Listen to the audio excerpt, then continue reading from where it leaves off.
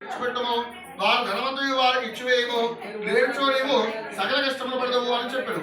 మర్నాడు సూర్యోదయమైన వెంటనే రాజు మంత్రి పురోహితాదులను పిలిపించి సభ చేసి రాత్రి గడుపు వచ్చిన కళ సభలోని వారందరికీ చెప్పి ఆ వైశ్యుల వెంటనే బంధవిముక్తులను చేసేటం తీసుకురండి భటులకు ఆజ్ఞాపించడం. భటులు వెంటనే పోయి వారి చిరసాల నుండి రాజు వెనక తీసుకుని వచ్చాడు. వైశ్యులు రాజు నమస్కరించి రాజు తమకెట్టి శిక్ష విధించడం అని భయభ్రాంతులకు గురకుచున్నారు. అప్పుడు రాజు వైశ్యుడిని చూసి, పోయి దైవప్రాధీకులం వలనే నీకిట్టి దుఃఖం సంభవించడం, ఇక మీకు భయం లేదు, మిమ్మల్ని విడిచిపెట్టుచున్నాను అని చెప్పి రాజు వారికి క్షూరాధికములు చేయించి కట్టుకోవడం నూతన వస్త్రం ఇచ్చి సంతోషపెట్టాడు. రాజు ఇంకనూ వారికి అనేక విధములుగా గౌరవించి తాను స్వాధీనం చేసుకున్న దానికంటే రెట్టింపు తలమించి సంతోషపెట్టాడు.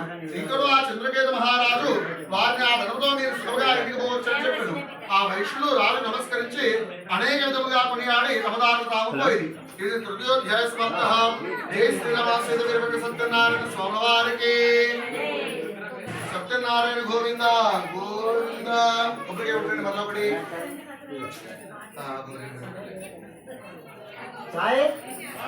కొబ్బరికాయ పడుతున్నా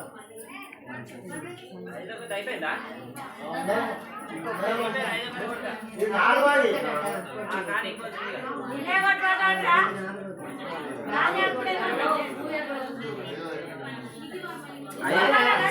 ఐదోది ఇది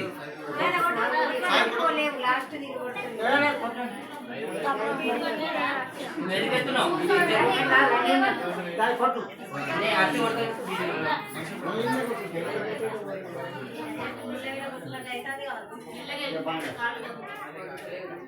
అయిపోయిందా